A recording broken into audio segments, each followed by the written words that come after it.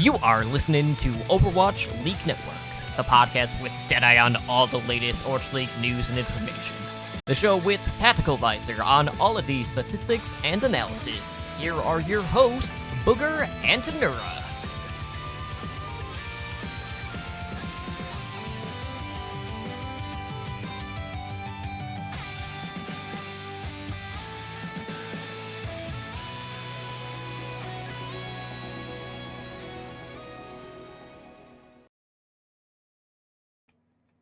What is up, and welcome to Overwatch League Network episode 127.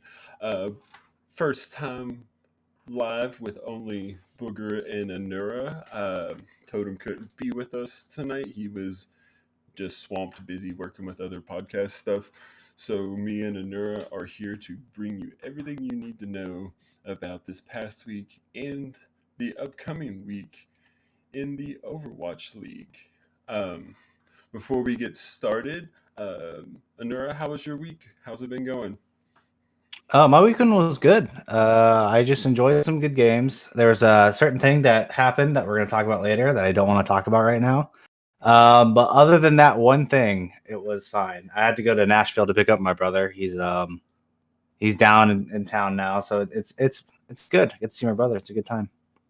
How about you? Yeah, no, it's been a pretty good week. I'm getting sort of back to the normal going, getting to work again, and playing quite a bit of Overwatch this weekend. I don't know why I picked up Echo, and it was an absolute blast. I had a really good time just like grinding some Echo, playing Overwatch. Was a good time, but we actually have had a ton of news going on in the Overwatch League, so we can go ahead and jump right into some of the things we got to talk about. Player movements. Shock traded Architect out and added Twilight from the recently blown up Vancouver Titans to their roster. So Shock, it traded out Architect, who's been a DPS player, but we also saw play a little bit of Ana in the beginning of the season, and they added Twilight, who is known for being a really good Ana. So Shock went from having a DPS player filling in on the Ana to one of the best in the league, like an actual role star, and we love to see some of that star-studded Vancouver Titans lineup finding more homes in the league still as it goes on. We did not want to have to wait to see them picked up. So, what does this mean for the Shotgun? But they've got I Twilight think on their team. I think shouldn't be allowed. I think this should be illegal. Personally, I don't think this is fair. No, in all seriousness, I think they just picked up a amazing flex support in general. I think Violet's definitely top 5, but Twilight's on another level, and he's been on another level for a while now. Some people are saying he's just coming in for the Ana. I don't believe that. I think that he's really gonna come and stay as their flex support. I don't know how well he's gonna do with the English speakers, so maybe they'll put in Violet if they want to play Super. But they still have Moth there, so like Moth is a mainstay. With that being said, this Moth Twilight duo sounds like a absolute monster of a support line. Um, Overall, this is kind of it's it's stupid. This shouldn't be allowed. I don't know what else to think. Like, I'm excited to see this happen, but like Shock's already looking pretty good right now. Like they had a few ups and downs this season, but right now they're looking really solid. And then they add Twilight. Like, honestly, like up there with Jonak. They've been going about 50-50 for a while now. Jonak might even fallen apart. I'd put Twilight up top 2, if not the best flex support, and he's been like that for a while now. So Shock, the best team getting Twilight, is insane. It's. I know they had to drop a player, amazing player, an Architect for that, but I think overall this is a really good move for Shock. Yeah, and Architect isn't gone from the league. Architect is moved to find a new home with the Hangzhou Spark, so he's still going to be playing in the Overwatch League. And this is, I think, the first time since the separate divisions of the North American, and since the COVID separation, the way that the league's going, the first time that we've had a North American player go into, or a player based in North America go into the Asian region. So that's going to be kind of interesting. We've seen a couple players be playing from the other side of the pond in on the North American servers, but this is one of the first ones, and this actually looks like a big improvement for the Spark. The Spark this year, they really haven't been living up to where they put their place last year. Last year, they were a solid top 10 team. And this year, they've kind of, you know, have not been the best so far. I think they are 6-7, so they don't even have a winning record. Um, you think that Architect going to the Spark, you think that's going to give them what they need to start climbing the ranks and maybe be able to finish somewhere close to where they ended up last year? This is a amazing move by the Spark. I don't know if you know this, but Godsby and Architect used to be DPS duos in the past. I believe it's either Contenders Korea or it was Apex. But they used to be teammates in the past, and now they're back again, full strength. On the spot that, although I think Adora does his job pretty well, this is a huge upgrade. And for someone like Architect who deserves it was I think it was X6. That's what Totem's saying. That it was X6 Gaming. But this is a huge upgrade in a spot that they really needed it. They didn't really have firepower on the DPS line for this DPS core, and now that they have it, they're looking a lot more dangerous. I would like to see them upgrade a few more spots, and I think they have the time to do it, and maybe some players to do it as well, because it's looking like there's there's still a few Titans waiting for a spot. And with that being said, I do think Architect's been one of the best players for a while. It's kind of a shame he got benched because he's on literally the best team, and I'm really excited to see him be a full-time starter for Spark. Yeah, definitely. I think it's going to be a big improvement for what the Sparks team should be, but I don't know how much we're gonna see it because they are still in a tough division. Like Spark really aren't going to get very many easy games. So while I definitely think that Architect going to the Spark is hugely improves their power level, I don't know if it's enough to really put them on that level of like Shanghai Dragons, New York XL, the Charge in recent weeks. Like, I don't know if Architect's enough to compete with them there, but I definitely think it's a solid improvement for the Spark into getting back to like where they were able to what they were able to achieve last year. So for sure, but more movement on the Spark. We had and Bozzy both part ways. Was one of their coaches, and uh, he was the assistant coach, and Bozzy was a DPS player who has retired. Um, so yeah, we seen we just talked about Spark picking up a player, so they dropped one their roster. Um, I don't think they were getting close to like the max limit, but maybe financially they were running out of room. So if they had the chance to get Architect, Bozzy, I don't think he's really got a whole lot of playtime recently. So it kind of makes sense, give and take. Um, but what do you think here? Bozzy said he's retiring from professional play, but we don't really know if that means pursuing another game or maybe being a streamer or even just saying retire for contract reasons and not wanting to finish out this, pandemic season that we have going on. Like, there's tons Mhm. of factors that could be going into some of these retirements, and you never really know. But what do you think about Bozzy and leaving Spark? Just making room for Um, Architect or more to it? I think they both could have been gone for COVID reasons. Maybe they just weren't feeling the game anymore. This is happening a lot with a lot of the players right now, where they're just not feeling this game anymore. I don't know exactly what's happening. I do think it's kind of sad we don't get the IDK duo. I found that hilarious that these two were on the same team, and you can be like, yeah, IDK, and people be like, oh, Spark, that sounds great. But now you can't say anything about that anymore. Bazzi, I actually was kind of a fan of Bazzi. He was like one of those players that I liked following. I think his Doomfist last year in postseason was pretty good. He looked pretty basic, but he played it really well. But I'm almost guarantee you he just fell out of love for the game. I don't think he was going to get a starting spot anytime soon on the Spark. I can't remember if he was a two-way. If he was, I don't even know if he was getting playing time in contenders. Like there could be a lot of things that just slowly deteriorated for him to where he just doesn't want to play. Overall, it's a sad loss for Spark, but I think they just added something way bigger.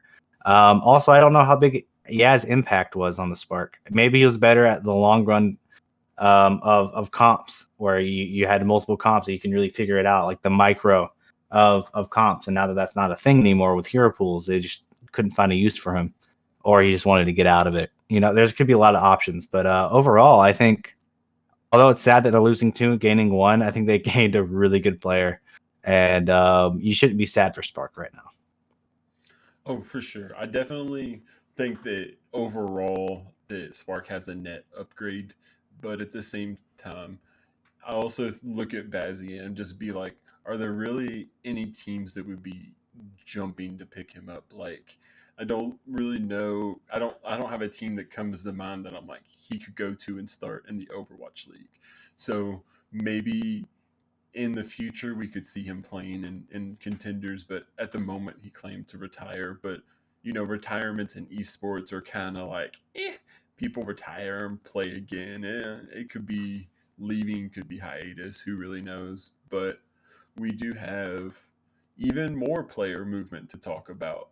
So we got Slime, another former Titans player, joining the Seoul Dynasty. um, this seems to be a pick, kind of an interesting pickup. Slime going to the dynasty that still has Toby, um, but overall, we still like to see these Titans players finding homes within the league. And yeah, what do you think? You think that Slime Toby the split time? You think Slime takes over? How does this affect the dynasty? What do you think, Anura? I I've had a lot of opinions on Toby. I do think his Baptiste is really nice, and I think in double shield comps he's still going to be their main support for that. But they do need a change. It's obvious they need a change. If you've seen the results lately, they've only Yeah. had one good game in the last 4 or 3. It's not looking good for them. They need change. They need more changes. Honestly, I think there's too much of this former London squad that likes playing a certain way for them to really understand. Like, really, they can't change up their style. They haven't been able to this whole season, and now with Slime, hopefully, he can bring some new leadership to them or something else, something new to this team. Also, they just picked up a great main support. The dude's been nutty on Lucio for a while. It's just this is a great pickup for Soul on a position I think they probably need. Um, and I feel like I don't know where else they need changes, but they need to change somewhere else. Um, Maybe try Marvel on Tank again or something, but they need to change somewhere else to make them really. Um, yeah, it's just there's a lot of changes that I still think need to be made for Seoul to become a top tier team again. Because right now they're looking bottom tier in the Asian region. It's just not looking good for them. Yeah. While we're talking about Titans players finding new homes, a couple of the Titans were called in to join the Justice as mercenaries for the week.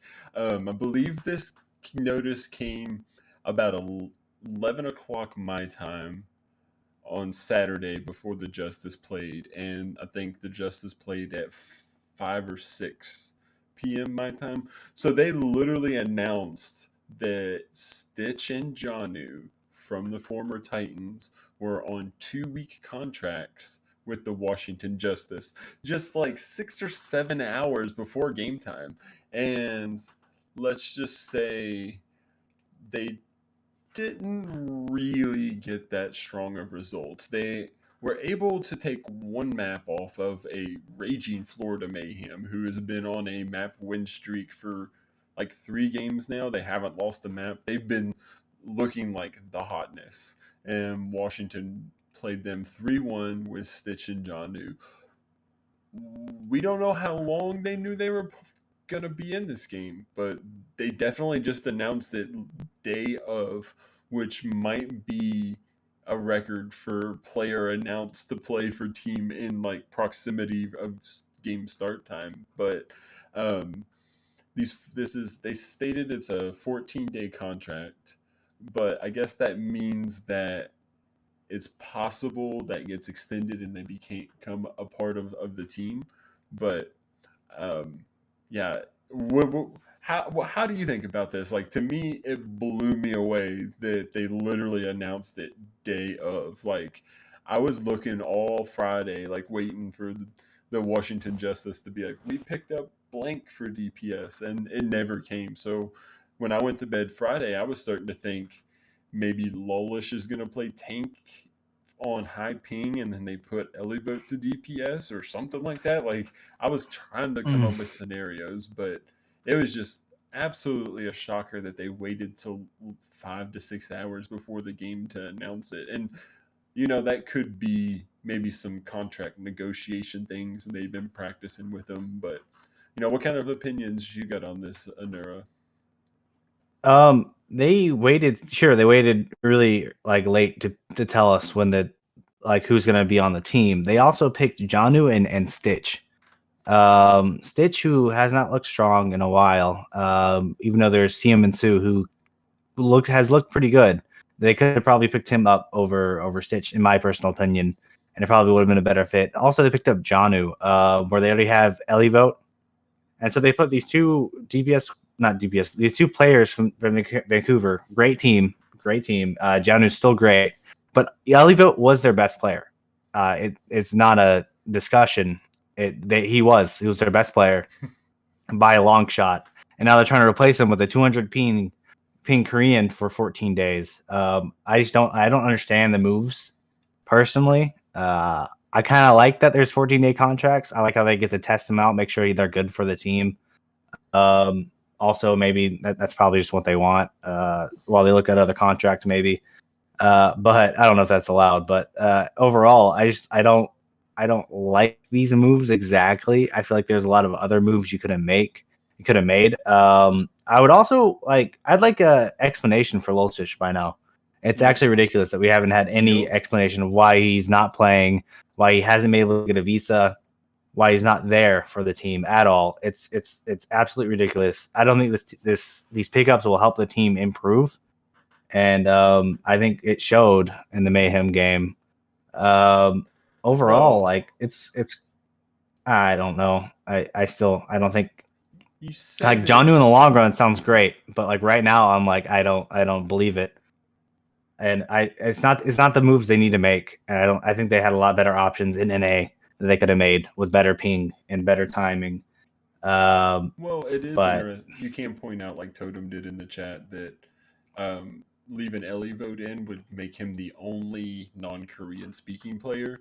So that definitely would probably seem to be a good reason for them to switch him out. But at the same time, like, I definitely get what you're saying, that Stitch would not have been the optimal DPS pickup from the Titans for the Justice, for sure. Totally right on. But let's talk about these 14-day contracts and how that can affect the league. Like, I don't know, it's pretty funny to call them mercenaries. Like, they're just coming in to play for a little while. But like, do you think this is something that we're gonna see more? This might be a one-time thing. I definitely don't think this is something that the league would want to have if it was business as usual. I definitely think a 14-day contract seems like some sort of pandemic exemption. Just kind of like, I don't know if you noticed, but I read somewhere earlier today that the league did make it official that the minimum player requirements for the rest of the season is now 7 instead of 8, what it was previously. So I kind of think that these mercenary contracts is also another part of them trying to kind of adapt to the business side along with how they've had to adapt the whole schedule. But yeah, how do you think these mercenary contracts are going to affect the league this year? Like, Um, I I like them. I think they're cool. I don't think they're good for the league. I don't think they're good for the longevity of the league. These 14A contracts right now sound really nice, especially for a Korean Titans team that just blew up, and so they yeah, get to check what their team's like before they join them. And it looks like it also waives the pending time between the league because now they only have 14 days, so it's like not a huge deal. It looks like it makes it to where you can get your players faster and really make sure they are good on your team. Overall, though, I don't want them for a long time. I think this is perfect pandemic. This is a problem we have right now. Let's fix it. I think also the 7 to 8 players. I mean, the 8 to 7 players is also because of the pandemic. oh, I for don't think sure. that should be necessary. I think 8 players. If you're gonna make them have subs, then make them have more than just one. It's just overall, it's like just either let them have 6 players or make them have subs. It's the one sub thing I don't get. I get right now because pandemic. But overall, I think it's all right. I think it's interesting. I like it for story wise because we get to see how these 2 players would play on a team that's not looking too hot versus their only one lost like 5 games team in the previous Vancouver Titans. It's just like this is interesting. I like it, but I just hope it doesn't stay. Yeah, like it for sure is not something we want to see in a business as usual year, but because it could really allow for like, you know, players to not just be like one team for 14 days, another and another. They could be taking strategies and spreading them, and you don't really want that going around to be like the commonplace for the league. Um, but yeah, for sure, it's one of those things that they're just doing to get through the pandemic thing to make sure that what if the league would have said no and Washington was just like, bro, we got 5 people that can play. Like they did not even have a second DPS. So I guess it kind of is almost like a you got to do what you got to do thing. Also, other than just calling them mercenary contracts, you can maybe call him the Fissure contract because he's been on a bunch of teams. Like, Trying to make people speak about how many teams they've been on so they can finally beat them. yeah, for sure. But and after all this is not even the end of player movement to talk about this week. This week, the Boston Uprising continued to play musical chairs with their off-tank role, with Brucein retiring and them debuting Punk, who is a off-tank player that was formerly of Uprising Academy, correct? And he is an Australian American with dual citizenship, so he was ready to go, ready to play. He's very young. I think he's only been 18 for a short period of time, and he's someone that's been in the contenders and performed well for quite a while. So this is definitely seems like an upgrade for Boston. Like obviously they performed a little better this week than they have been this They season. did. But They did perform better. so I think yeah, break it down, break Punk down for me. I think Punk might actually be a perfect fit for this team, at least from what we've seen so far with this team. This is I like it. I like it a lot. I think Boston needed a change, and if one player was the one change they needed, then that's great. We still have to make sure this wasn't just like a one, like the one song that they made their golden hit of a song with the Gladiators, which they do every year. It's fine. I'm fine. Everything's great with me. But we're talking about Punk. Punk, I think he looked great. I think he made Fusion look better. I think his Sigma actually looked fantastic. He's looking really good on this team, and the team looked like they were a team instead of like 6 players who just met each other and were just playing to get it over with. They looked revitalized with him, and I think that's the main point. Yeah. Um, Yeah. For sure. This is a really good step up, and I think this was the best off tank they signed this year. So maybe if they sign a few more, like they have been doing, they could slowly move up to a Janu level of off tank. Because they like trading them away or getting rid of them or making them retire. So Yeah, no, like I don't know. I Yeah, go definitely ahead. think Punk is right there. He's been someone who has been pretty much Overwatch League ready in a academy team for a minute now. So him getting the call up is definitely good because he's definitely someone who I think wants to play Overwatch. And that's one of those things with the league right now. We're going to see as time goes on with new games coming out who like really wants to play Overwatch because it's been out for a while. It ain't the new hotness anymore.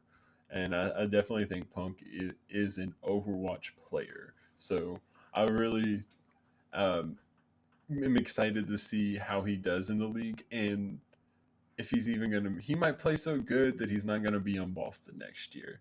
He might be one of those players. You know what I'm saying? That's He the might. goal. I think that That's might the be plan quite a for all few of their Boston goals. players. It's like, But man, by next year, if I'm still on this team, oh, that's a dangerous. You can look at actually.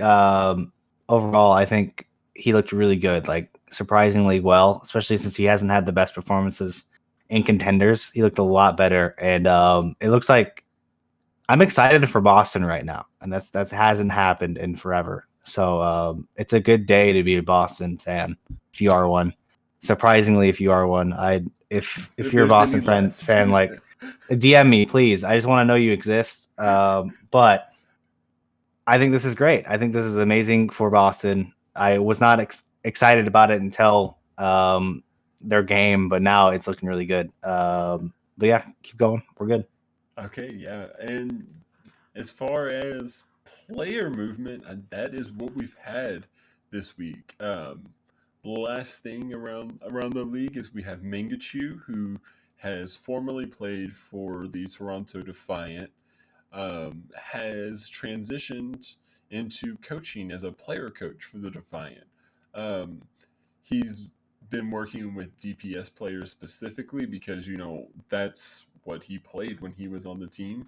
So um, hopefully, we've seen the Defiant in a bit of a slump. So them getting some more help with their individual player performances, definitely. I mean, it's not going to hurt him. So yeah, Mangachu definitely was a good player when he played, and I always enjoyed watching him. He was, uh, just pretty cool, and also had some pretty good World Cup performances. It was either World Cup or some of the contender stuff where I've seen him have some big performances. So hopefully he can share some of his knowledge over there with the Toronto Defiant, who at times this weekend had like little glimpses of damn looking hot, but didn't pull through. Um, we'll recap some games here coming right up as we get done with league movement and stuff. But what do you think? You think this is going to really change Toronto that much, even though he's been with them? I think he was on a two-way contract up until this. So I don't know. He was on a two-way contract until their academy team disbanded, and then he went straight up to the team. He's just part of the team now because there's no two-way to be because they don't have a two. Montreal's gone. I do. I'm happy that if this makes him happy, I'm happy kind of deal. I really do wish that he grinded Echo out and tried to take the starting spot from Agilities. Because personally, I don't think Agilities looked that impressive on Echo. He's had a few good moments, but overall, I don't think he's looked that strong. But if he's happy with this, if this is what he wants, this is perfect for him. Keep going. I believe he's one of those players that are really passionate about Overwatch and really just wants to find a spot. I don't think he was finding a spot on the DPS roster at all on any team that he's been playing, but especially Toronto Defiant. So he's gonna move over to coaching, and I think he has a good understanding of the game. I think he's had it for a while now, and I'm super excited to see what he can do as a player coach. For sure, for sure. And now it's definitely time to talk about some of these games we watched this weekend. And we couldn't not talk about the Titans with how much we've been talking about them the past couple weeks in the news, seeing their brand new lineup. Last week we thought, hey, they're brand new, they haven't been playing together that long. Maybe next week they'll be better. And uh I could argue maybe they just played really good teams, but only I'm gonna be arguing that. Vancouver Titans didn't look good this week. They didn't win a single map, and their game against Houston was fast. And then they got whooped the next day by Philly, who straight flexed on them by starting Chipsa. So if you're Vancouver Titans, you probably aren't feeling that good right now about yourself. But also, it's kind of understandable. Maybe there's room for them to grow. Yeah, it's kind of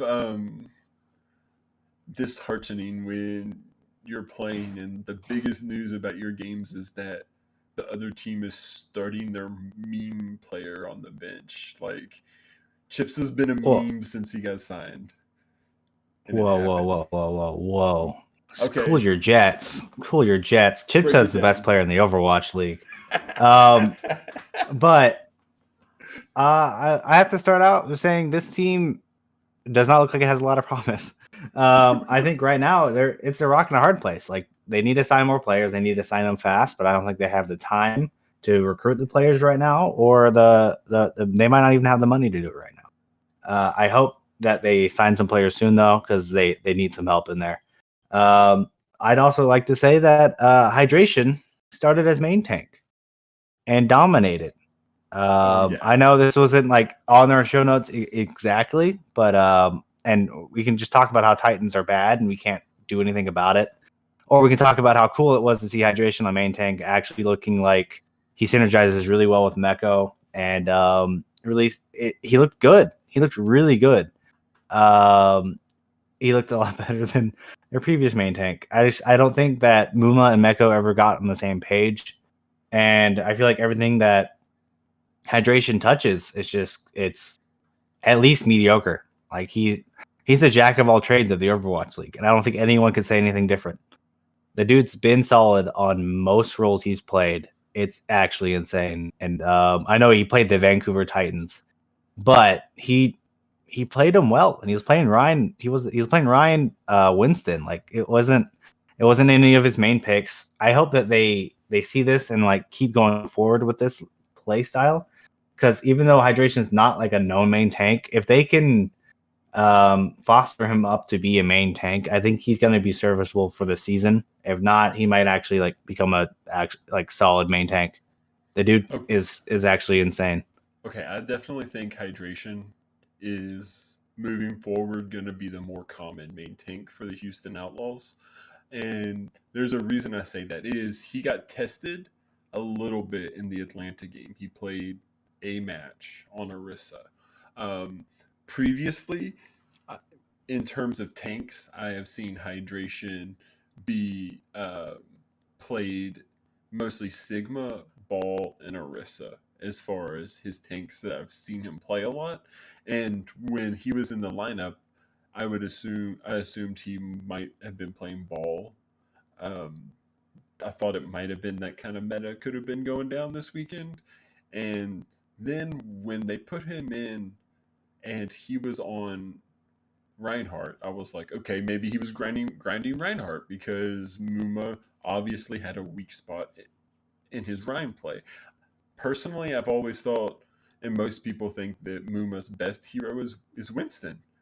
And Hydration was in playing Winston on maps that were predominantly like Winston maps, played it through the whole map. So I think that if Hydration wasn't going to be like, if he wasn't taking the main tank role, he would he wouldn't have been playing the Winston. Like they would have subbed him in for maps that would have been better for the ball, better for the Reinhardt stuff that Muma isn't historically known for. Even though his ball isn't bad, he's definitely better at that than Reinhardt. So I kind of thought that he was going to be like filling in Muma's weak spots, and then he plays one of Muma's best heroes, and I think it was on Gibraltar, maybe. I can't remember what maps they played, but I definitely remember noting like, "Whoa, hydration, Winston, that's crazy!" Like hydration tank, as someone who flexes around, he's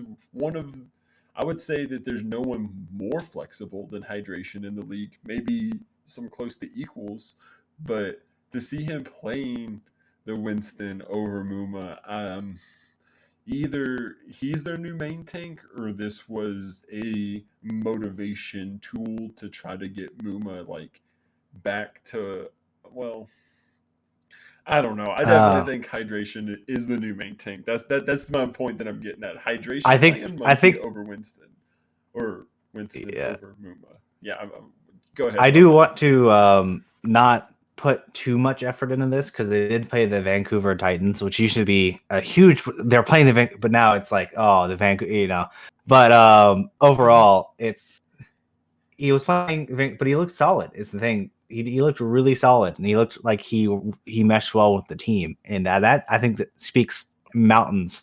I don't think they put him in to fill up Muma's weak points, his weak points. I think they put him in to fill Houston Outlaws' weak points, which has been the main tank for a while now. Yep. So hopefully this might bring a new spring in their step and make them look better. But also you could just see next week maybe they go back to Muma because they're just trying to meme on them or something like they did, like Fusion did with Chipsa. It's Yeah, like one of those but things where they had tested yeah, him on main tank last week too. He played they a did. map. Yeah, he played. He split time with Muma in the Atlanta game last week. So that's what Right. kind of like makes me think it's not just it's the Titans. Oh yeah, I'm They're kind of the laughing stock right now, and yeah. yeah, I don't think it's just that because they definitely did it last week too. And let's also I'm just go ahead. Sorry, I cut you I'm off just waiting to twice. see him in the May melee. If we see him in the May melee, which is what they're calling it, which is really hard to say. Um, if we see hydration on main tank, the May melee, I'm going to freak out, and I'm probably going to root for Houston. That's just what's going to happen unless they're Let's playing my go. team. So it's just one of those things where okay, I'm excited to see this. But if you want to just go on the next, we can. Oh, for sure. But Good. before we go on, one more thing on that Titans Houston game. Linkser was popping off, straight up. He He played was. some pretty good. Yes, on the Ash, He was popping. he was on it. So now that we have talked about the Outlaws, my personal favorite team, what the heck happened to the Gladiators, Anura? They got upset by Boston. What happened? What happened to the What? Gladiators? What happened to Boston? Where did this come from? They come out on all cylinders out of nowhere. And they beat us on control 3 times, which is insane. I was actually on a car ride to. I was like, oh great, this would be great. I'm going to be on a car ride to Nashville, which is 2 miles away from my house. And it's actually like insane the amount of road rage I got throughout this game because of this game. Because I was just listening to it while it was happening. I'm like, what do you mean? Like Boston got a point and like they oh my god, I'm insane. I hated it. I hated this whole match. I hated everything about it.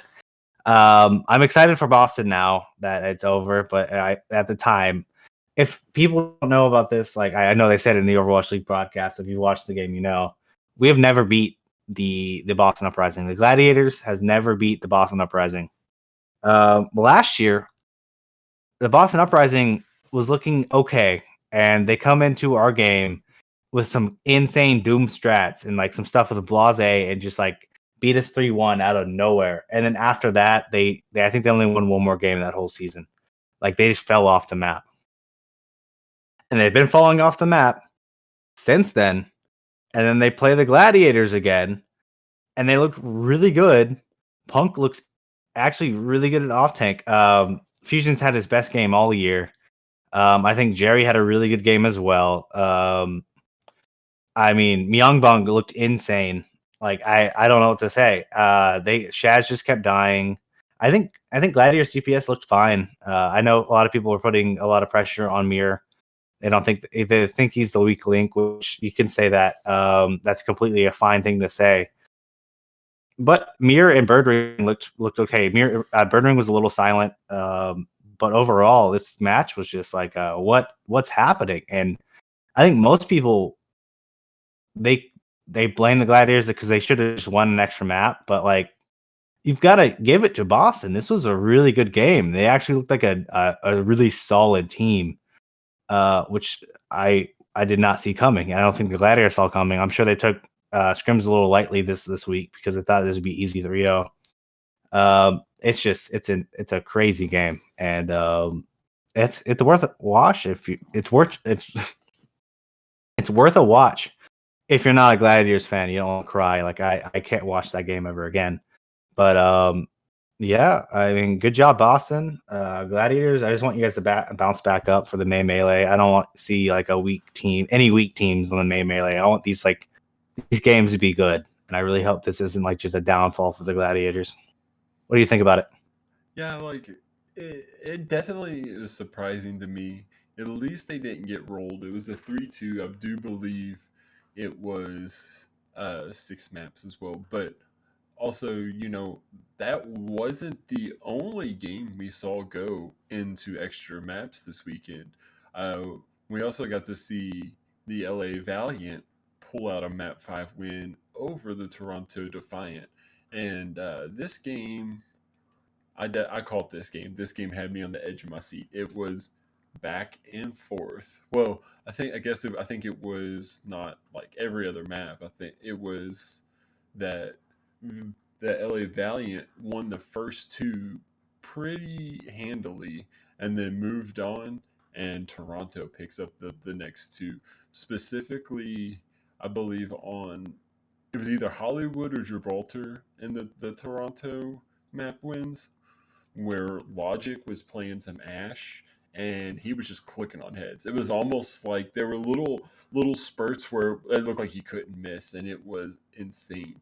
I think that performance is on him alone was able to get out a map win for him at a time. So Toronto, with this loss, actually locks them in to the 12th position for the May Melee. Like, this was a must win for Toronto Defiant, and they took it to the very end and didn't pull it off. So, yeah, this was um, definitely made the path in the May Melee for the Toronto Defiant exponentially harder, that they were not able to clutch the reverse sweep there.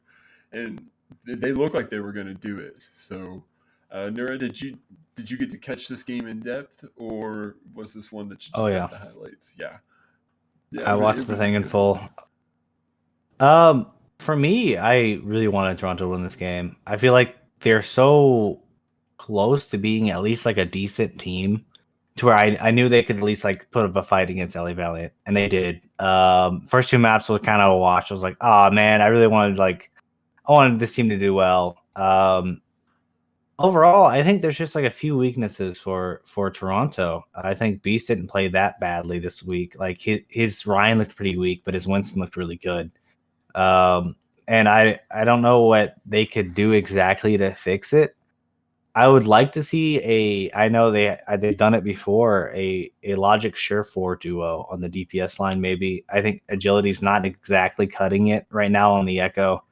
I'd love to see maybe Surefour try to pick her up a little bit more and really bring it to light. But overall, like, I want to talk about the Valiant for a second. Dreamer is still surprising me every week. That kid, I Hmm. swear, he's just getting better. Um, DPS line's been sick for Valiant. I think they actually threw 2 maps because I don't know what happened. I feel like they're better than Toronto. Um, I'm glad that Toronto was able to put it close. I think Toronto does have the ability to put it close. I said that earlier, but I'm just saying, like, Valiant, they're on a 3-game win streak. This is a really close one. They're on the up, and you can't say they aren't. They've been They've been doing really well lately, and I'm excited to see the next games, whoever they play, because we don't know. This is a good game. It's worth a watch. It's definitely just like it's a fun game. So you get to see a lot of these players. Like it's good, and the meta's not bad right now. It's a good game. It's worth the watch. Yeah, I definitely think that Toronto's is the team that has not been living up to the sum of its parts. Like, it seems like when you look at Toronto's lineup, they should not be a bottom of the barrel team. Um, I definitely think there's the possibility of them putting together a later season stronger run.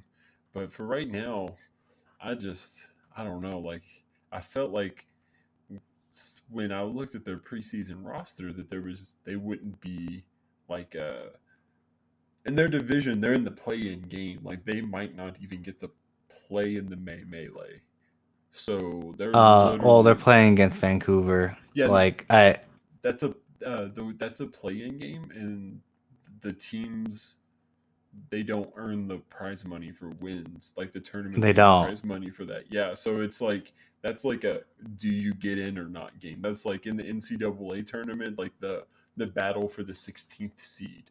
Like, that's kind of what they're doing there. So it's like they they're, you look at their players and you shouldn't. They're definitely underperforming, but we could go on and on about that. But while we're talking about teams that underperformed this week, Seoul got 3-0'd, like, by the Soul Hunters. booty. Yeah, like, what is going on? Like, they got Profit, they got Gesture, they got Fitz. Like, how did they get 3-0'd by the Hunters? I know the Hunters can come out and beat people. It's like the Hunters can beat people you don't think that they could beat, but the 3-0 them, like, Uh-huh. this was nutty. Like, the Hunters went on to play the Charge and take it to map 5 and lose 3-2. Charge, number 1 seed in the Asian division. So Charge are on a hot streak. Since Echo come out, they are on a hot streak. And for the Hunters to go up against them and take them to map 5 and to 3-0 Soul, like, maybe this was one of the weeks where the hero pools just meshed well with the Hunter's abilities, but also Soul's underperforming. Like, just a couple weeks ago I was like, man, are Soul going to be one of the best teams in the Asian division? And now I regret saying that. Like, I really regret saying that. Like, I had some pretty high expectations for them just when they started playing over there again. And, well, I don't know, man. What's the problem with Seoul? Like, what is going on? In the off season, we talked about how Seoul picked up these players, and they were these London players, and it's like, well, they picked up the good players from London. It's fine, but everyone talked about how explosive and volatile this London team was, and how on and off this London team was. And as soon as they picked them up, that's the immediate worry that you think about. Same thing when you picked up Fisher for Vancouver. It's like, is he's going to destroy Vancouver? He didn't. That was the management problem. But it's like we had a lot of these worries about this team, and now we're kind of seeing them. They don't look good on Echo. They can't play Echo. They have Prophet found the hero that meets his match. He has not been able to play Echo at all. I don't know if he's not feeling the game right now, so like he just doesn't feel like learning the game on a new hero. But like he's not there for him. The tank line doesn't look good. The support line, they just added Slime. They added Slime before the game, but they didn't play him. So maybe Slime can bring some new like heart to the team, but it's not looking good for them. And they're easily probably the second or third worst team in the Asian Pacific, the Asian region. It's I don't think it's that close. Who do they play? And their first game's going to be hard. I don't know if they can play double shield into this new meta. I don't think that's going to be the meta. So we're going to have to see what Seoul has to bring. But right now, they're not looking good. They lost to the Hunters. Hunters did play dive, and they're really strong on dive, but it shouldn't be 3-0 material. It really shouldn't. Yeah. And oh, sorry. Yeah, go ahead. No, you pointed out that you didn't think Profit was playing up to his level when it comes to the Echo. I don't think the Prophet's been playing up to the Prophet level on the May either, and they've been putting him on May so much, and I'm just like, let this dude play Tracer. Not this past week, Tracer was banned, but still, there's been weeks where I'm just like, man, why is he playing May when Tracer isn't banned? Like, even if teams counter it, we've seen weeks ago Dallas be able to pull off upsets, being like, screw it, we're running Tracer, put Decay on there. And I think Prophet is just as good as Decay on the Tracer. Like, that's Hmm. literally like one of Well, the. who else? Who else Who is else going to could play play May on for May? them? I don't think they have I don't anyone else to know. play May. I'd love him on Tracer. I think he's great. I do think his May's really good. Uh, Back when he played LA Val and LA Gladiators, he destroyed us on the May. He destroyed both teams on May. You can go back and watch those VODs. Like he's a really good May player. It's just before everything he touches turns to gold. I still think his May was pretty solid. I haven't watched every Soul game lately because I've just been seeing the 3-0s. I watched the Hunters game because I love watching Hunters, but I mean, I just don't think he's that strong on the Echo, and I if it's not double shield, I don't see them. I don't see Soul winning at all right now. Their dive is just looking horrendous. It's not good for them. I think they need to look at some more of the Titans players and see what they can do with them. may, maybe, just maybe, it could be gesture because we've seen Prophet be able to have some good performances this year with Soul, and not this week, but I believe it was last week. Badoshan had a pretty strong performance when he was able to play the Zenyatta, and I think that one of the things that could be a strength for Soul is the Zenyatta Baptiste is like pretty strong support combo, and I think that's what makes their Hmm. double shield strong. I don't think that Yeah, they have strong double shield tank players. I think that the double shield comp makes their support players strong. So maybe now, as they integrate Slime into this team, they might be able to have a more, diverse playbook to go by. But until right. we start to see it, Soul definitely is like the bottom of the middle, maybe even the bottom of the Pacific So Division. You think? you talked about gesture. Yeah, yeah. That's what They I'm thinking have might be Marv questionable. one. They have Marv one on the bench, just waiting to play. Just absolutely just waiting. I don't like. He's not always on the bench. He's playing off tank sometimes. I say you sign an off tank, Yeah. a good off tank, Well, and then Michelle's a you good off you put tank. Marv one back on the starting.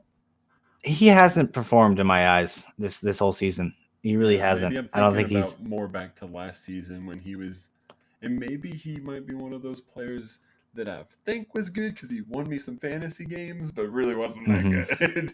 I think that might be my relationship with Marvel I remember he played a lot or of Michelle. Sombra as well. Michelle, Yeah, yeah. But I think Marvel was a solid tank. He beat out Fisher. Like there's a lot of solids to him as a tank player, and I want to see more Marv one on. I thought in the beginning of the season as well. I thought Marv one should beat out Gesture for most of the main tanks, except maybe Winston and some Orisa.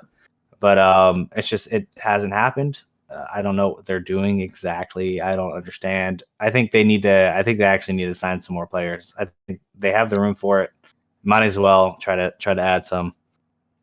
yeah, But you for want to go sure. on to Oh yeah, we May can go Melee? on. We got a lot coming up this weekend. We have the May Melee tournament going on, um, which is a tournament. There are two concurrent tournaments going on this weekend between the Asian division and the North American division. What we know right now, we have the bracket for the Asian division. We're going to go over that in depth. We do not have the what the bracket's going to be for the North American division because the way it works is the bottom two teams, which in this case is the Toronto Defiant and the Vancouver Titans, the only two teams to go 0-3 over the May Melee qualifiers. They have to play each other for entrance into the tournament. And then once the winner of that game is decided, then teams pick their opponents with the higher seed getting to pick their opponents for the next few rounds. So they have to know who is going to be eligible for them to pick. That's kind of what I'm getting at. Like and that game happens on Friday. The Toronto Vancouver game is Friday, and after that, then the teams will make their picks on who to play. So what we're gonna do to preview these games, since we don't have like concrete what the games are gonna be, we're gonna go over some of the Asian games and the Asian bracket, and then just kind of talk about how the teams finished with the North American teams finished with their rankings. So first thing jumps out to me as surprising is we had the Guangzhou Charge taking the first seed in the Asian division and earning a bye through the first round. At the beginning of at the beginning of the seedings, I 100% would have bet money that it was going to be the Dragons or New York XL taking seed one. But the Charge have showed up to play, and they are a very strong team. Um, we'll go ahead. We'll go through the first three games right here because Charge is exempt. They missed the first round. The other six teams that are playing, we have game one. We have the Hangzhou Spark coming up against the Seoul Dynasty. In game two, we have the New York Excelsior going up against the Chengdu Hunters. And then in game three, we have the Shanghai Dragons coming up against the London Spitfire. And the way that the bracket works is the winner of the Spark and Dynasty play the Charge. And then the winner of the other two games play each other. So, right first off, let's just talk about the Charge. Did you at all expect them to be at this level when the seeding was concluded? When the season when it was concluded, or when Or when the seeding, I slurred a little and said seasons, but yeah, no. Did you expect them to be seeded first going into this Asian tournament? I don't think any of us would have called that one. I don't know. Everyone thought Shanghai was gonna do it, and then they kind of had a Map 5 loss to a double shield of Seoul. But I think Charge really deserved it. I think they've looked really strong lately. Overall, this is a great thing for the Charge. They're already top four, which I think they're already in prize money. I think they've already won some prize money now that they're top four, which is insane. This is a big place for them, and I think right now this is the strongest you see Charge for a while, because Nero's visa is like expiring, which I think it would be at the end of the month. So after this tournament, you might not see Nero for a bit. I might be wrong about that. Don't quote me on that, but I'm pretty sure that's what's happening. But this is good for Charge. I think Charge has looked really strong. I think that they're playing to the level we thought they would be in the beginning of the season, and they're looking strong. I'm excited to see where they go. I think they're going to have a hard game, especially with a reinvigorated Arc and or Soul with their new additions. So I'm excited to see what they can do at this position. Oh, for sure, for sure. Now we can go into speculation on who we think the Charge are going to have to come up against in their first game. We got the Seoul Dynasty, who ended up seeded seventh, which is the bottom seed, coming up against the fourth seed Hangzhou Spark, who just now picked up Architect, which seems to have improved the strength of the Spark. So this game, uh, I don't know, man. It really seems like a 50-50 game for who the Charge is going to play, if you ask me. I don't think it's 50-50. I don't think it's 50-50 at all. I You think it's favor the Spark. Spark? I had Spark favored since before they picked up Architect. I'm pretty sure I know they've gone 50-50, but it was when Soul looked pretty good, and then they got 3-0'd by Spark. So it's one of those things where I think Spark's actually looking better right now. I think they've been playing better than Soul. I don't think Soul has it in them. But then again, this is the same Soul that's the London Spitfire that went out of nowhere and just won season 1 of the Overwatch League. So you never know, but I have Spark winning this. I hope Spark wins this. I think they deserve it. And I want to see how well Architect does in a starting position on this new team. So I want to see more of it. So I'm hoping they win, and I think they will as well. Yeah, and then after that, personally, I think that we're gonna get to see a New York XL versus Shanghai Dragons matchup again. Um, there is the chance that Hunters can come in surprise or the Spitfire come in surprise, but if you remember last time, that Shanghai Dragons New York XL, believe that was 2 weeks ago or so, that went to Map 5 and just was absolutely a hype game. That was one that started my time at like 6 or 7 in the morning, and I woke up and watched it. It was just like, oh my god, I'm glad I woke up for it. So yeah, um, I don't know. I think at the end of the day, this tournament on the Asian side, I think the top 3 teams, the Charge, Dragons, and New York XL, are definitely the most favorite to win. Which I mean, obviously, that's what being 1, 2, and 3 means. But I don't Mm-hmm. see, if I was betting, I don't see any dark horses coming out of here out of nowhere. I I don't know. mean, you can scream that Chengdu is always going to have that iffy what if kind of thing that they do, and they just like win against random teams. But they haven't looked that strong this year. And It's they I to be honest, they have good players. They just haven't looked as strong And as they the did previously. hunters, they might do that once, but are they going to do it 3 times in a row? Like I don't have Exactly. that kind of confidence. Like they might throw a wrench in the thing and make it to the second round, or even to the finals. But I don't know. Hmm. Taking it all the way, I mean, that's a lot for the hunters. I have New York winning and I have Shanghai winning that. I think it could Same, be a close game. I still have Shanghai winning that, and I actually have a pretty close game between Spark and Charge. I think really. Spark's looking improved, and I think Charge could either just run away with it because that's what they do, or it's going to be a close game. But I mean, overall, I don't think it matters who's playing. I think Shanghai might have this in the bag, especially if it's a strong meta for them, which I think it will be because it's literally like any meta, and they look really versatile. They've always looked good. It's I don't know. It's one of those things where sure, there's no hero pools this week, but I think Christopher on Tactical Crouch a week ago talked about it. It's like it's just like any other week because they're only playing it for this 1 week, so it's like a whole new meta that they have to prepare for. Um, Now every hero's available, but it's just like I think dragons have looked really flexible in every meta. I think New York has had some iffier ones. Same thing with Charge. Same thing with Soul. Same thing with Spark. Like everyone else has looked pretty iffy. Well, I think Shanghai's looked pretty solid on most metas.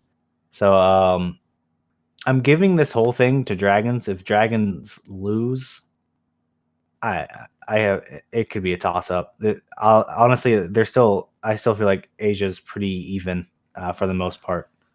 And although Chargers have looked really well lately, I think it just takes one loss like they had in the play-ins last year against Seoul. They had that weird loss where Seoul just countered them. They couldn't do anything, and they just froze up and lost to the Seoul Dynasty. So, like, literally, I have Dragons winning. I don't know about you. How about you? Yeah, it could be a toss up because I definitely could see New York come into play and taking this home, but I don't think it's out of the question because Charges looked hot, and if they keep it up, and this isn't just a hot streak, and this is like, it almost reminds me if you remember, I think it was season 1 when Brick got introduced, and it was the Dallas Fuel that was the first team to Yeah. really specialize in the Brigitte comps.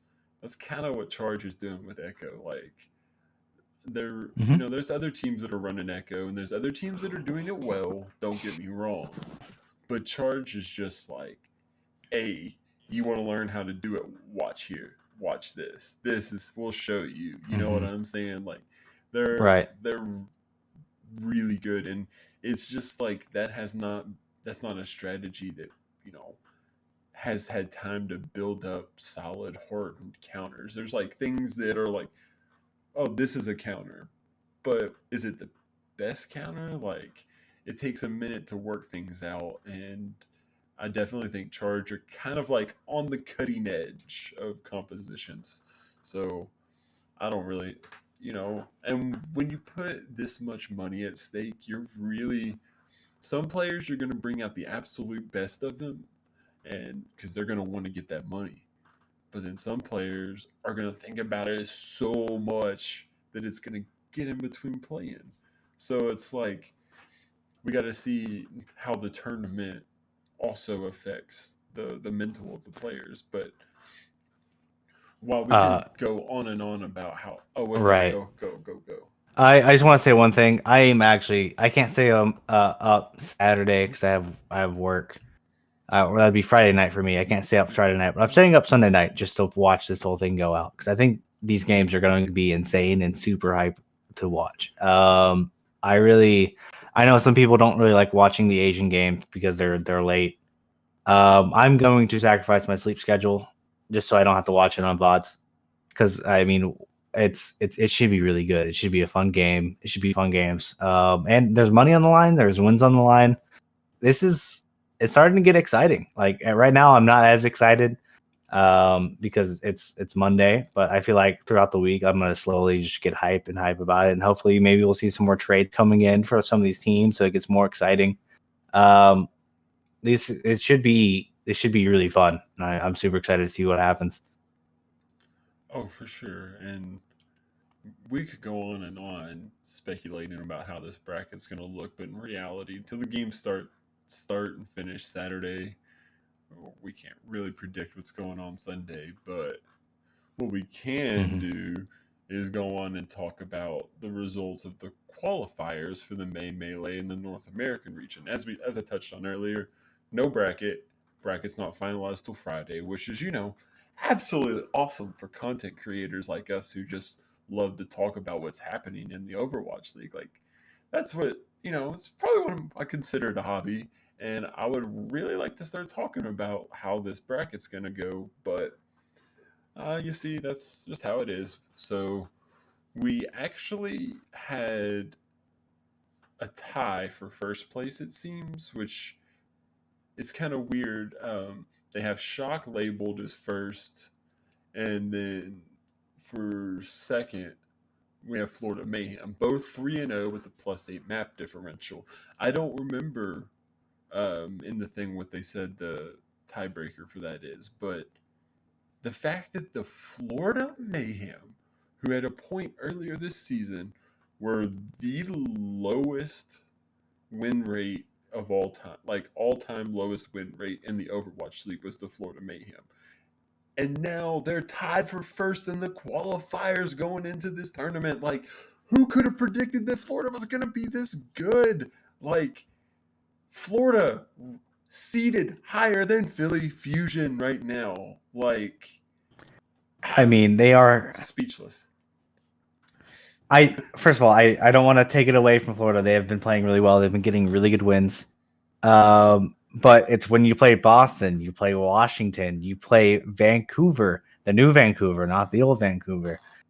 They've basically just been like They had some hand easy fed games, ain't these they? wins.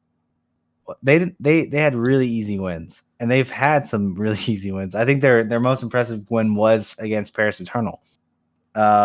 They I think they're I think they're Paris good. I Eternal want to without see. XC was their Yeah. biggest win. I think I think that was their biggest win. I think they're good. I don't think they've faced anyone. They really haven't. Like they haven't come across anyone that's really impressed me. I think at that time Paris looked really weak for some reason. I think they're Just finally bringing it back, but it's just one of those things where I do think Mayhem's look good, and I'm super excited to see them this high, especially with their lows that they've had in season 1 and season 2. but you have to take this ranking with a grain of salt, and like maybe as like one of the faults of this May tournament only having 3 games to seed, and Mayhem getting this amazing schedule for them. That should have been harder because it should have been the old Vancouver. But overall, it's cool. I'm excited to see Mayhem this high. I do think they're gonna actually do pretty well in this tourney, especially with the ranking they have. I think they can actually make it further than some teams that it depends on who they play. They might be playing. Well, they're gonna get a pick. They get to pick whoever they can play, right? I think Yeah. Shock How does it should work get first exactly? pick. It's the way that it says in this article, like quotes, says with the conclusion of May qualifying matches and higher seeds picking their opponents in the quarterfinals. So I guess they're gonna go down the line, and since it's gonna be 12 teams, if you are ranked 1 through 6, you get to pick your opponent. So the Shock are almost for sure the Shock are gonna pick Boston, and then Justice or the Toronto Titans winner, and Mayhem's gonna get a pick from them too. So like, yeah, Mayhem, and it's not as much of a case for like, wow, they're such a strong team, but just the statistical anomaly that they're ranked higher than Philly Fusion is just Mhm. insane. So, but also Right. that puts them in a spot where they're going to get their first round's going to be a team I would be really surprised if they picked a team that they hadn't beat in the past week or two. Like, it's common sense for I mean, that's they're what all they're going to down do. there. Yeah, They're they all down really there. Might are. as well.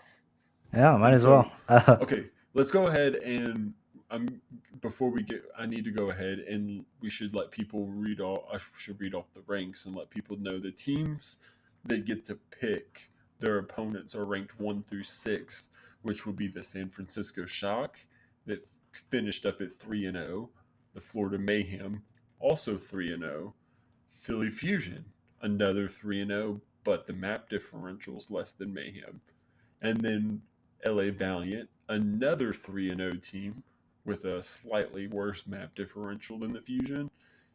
With in 5th place, we have 2-1 Paris Eternal, and then in 6th place, 1-2, not even a winning record, is the Atlanta Reign.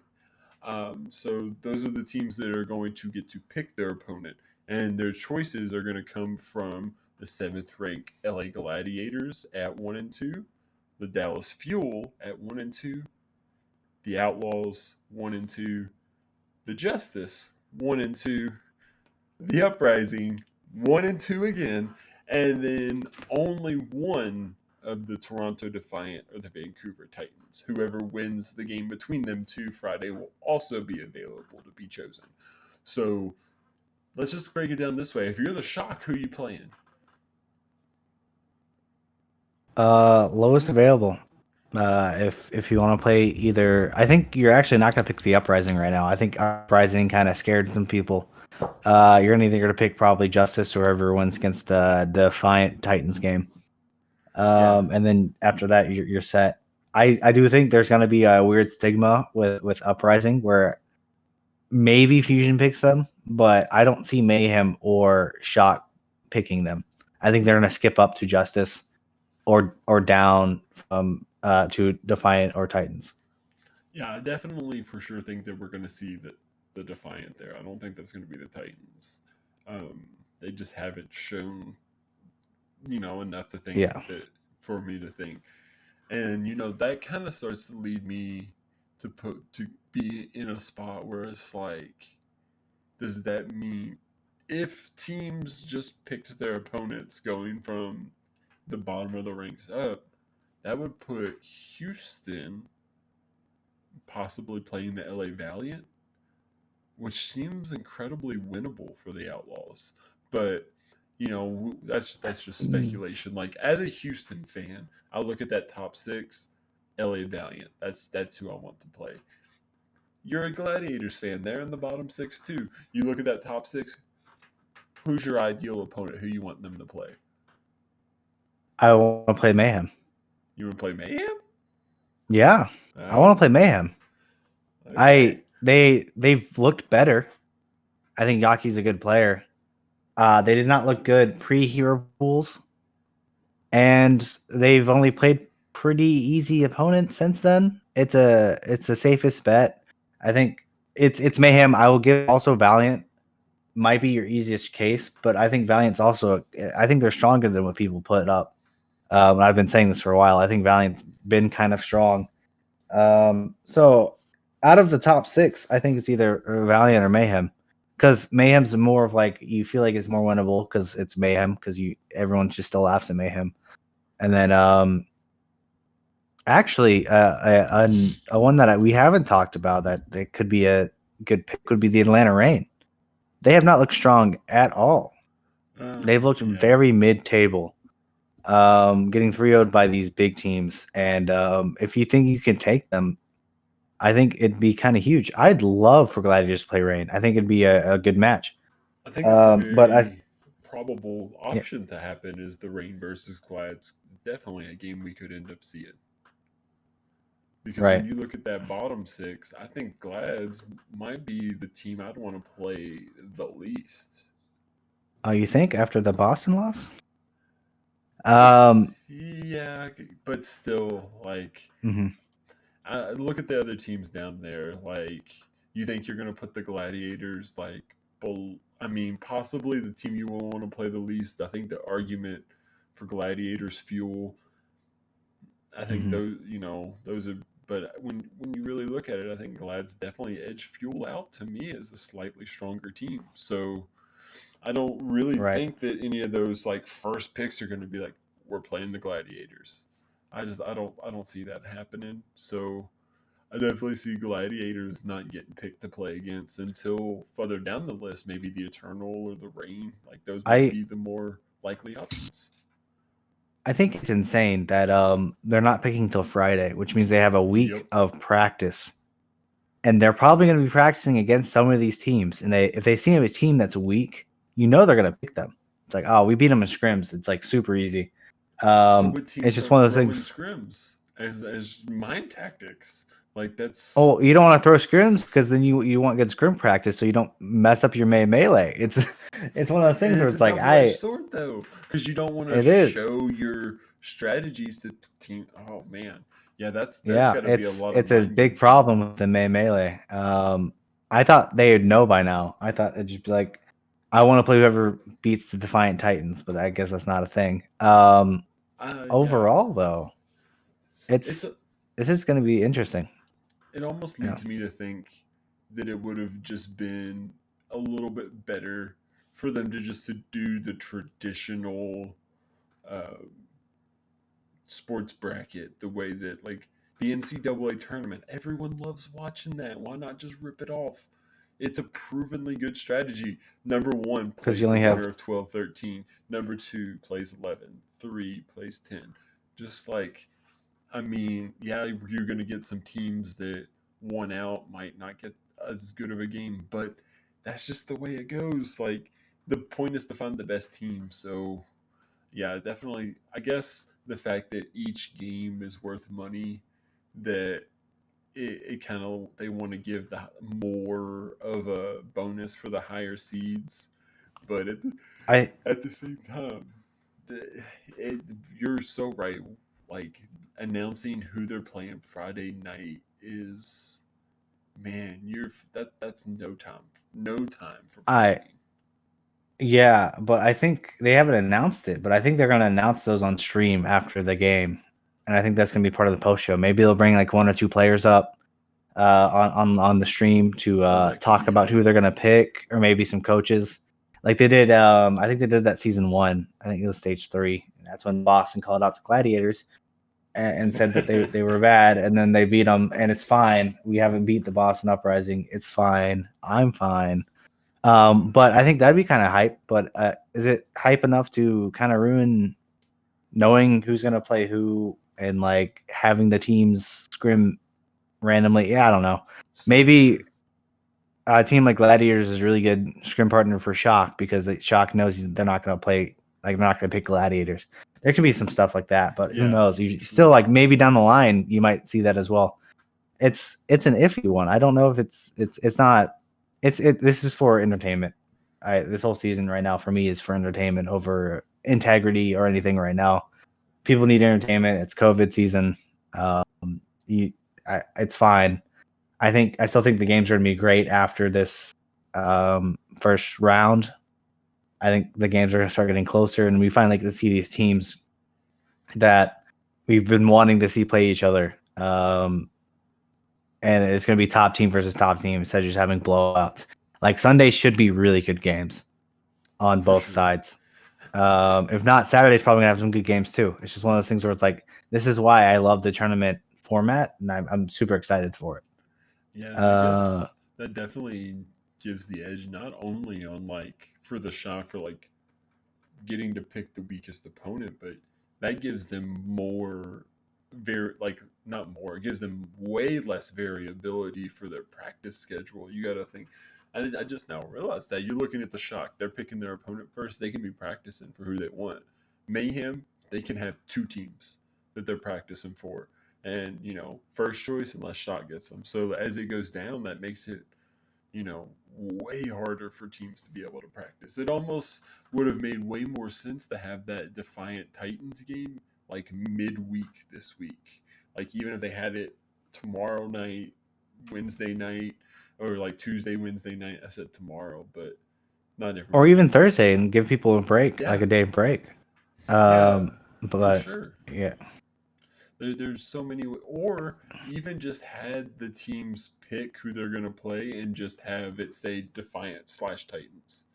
So like the Shock, if they won't pick first, they can hmm pick the Titan Defiant winner, like winner of that game. Like that would have made so much more sense because right now, not only at first I was talking like, oh, content creators, we don't know who to talk about. Now you really look at the teams, they're just like, who do we practice for? Like, yeah, there's definitely that this could have been edited, but I'm still stoked to watch it because really anything can happen. The way that these like single elimination tournaments is just like the recipe for a Cinderella story. Whether we get that or not, yeah, probably not. who's your dark horse?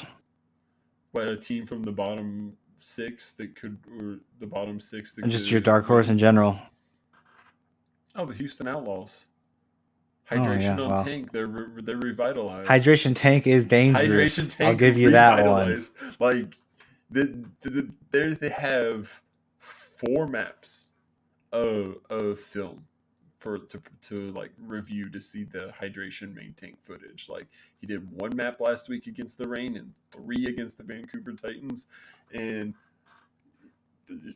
like how they gonna prep for that? hmm Like it's a secret weapon. It's almost like they planned it weeks ago and have just been like, we're gonna keep this in our pocket just so that nobody really knows what to play for. And then when it comes down to it, they're like, oh shit, we can't be going 0-3. Tag the boy in, let's go. But like maybe this is a plan. It's definitely something because um, other than I that, I th- say that out of fandom, but in reality, I think out of the bottom six, Houston's one of the teams that. Oh man, yeah. I don't know. I don't know about if there's a good dark horse for Mine's not me. from the bottom. My dark horse isn't from the bottom six. What? Who's your Valiant? Um, no, mine's Eternal. I think Eternal is one of those teams where you think might not go as far as they're going to. I think they could easily beat a Shock.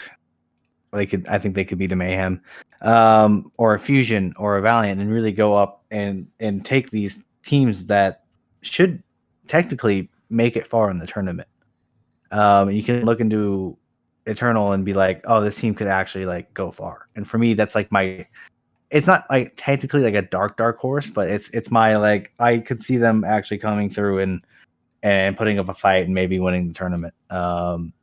And other than that, I have Shock winning because it's a tournament and it's Shock. Overall, I think they have the best chance. I don't think anyone can contest that. Or Fusion. I think Fusion can come out Yeah, I and think win it. Shock But and my Fusion could be a very hype finals if the bracket works out that mhm, way. Um, right. but at the Uh same time, I just checked. These May Melee tournament is going to be the last games the Eternal play without Sparkle. So when we return Yep. after the May Melee, we're going to be talking about who Sparkle debuting against. So, um, yeah, this is like, Paris. I don't know. That's an interesting one. They definitely have the ability to upset some teams. They did beat the Fusion, so I think that's a solid pick. But we could spend just about all night theorizing what these brackets are going to look like and who can win.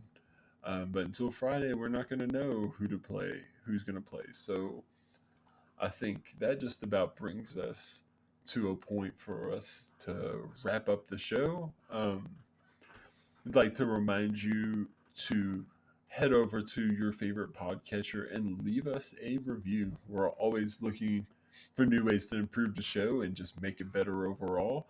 Leave a review, we will read it on air. And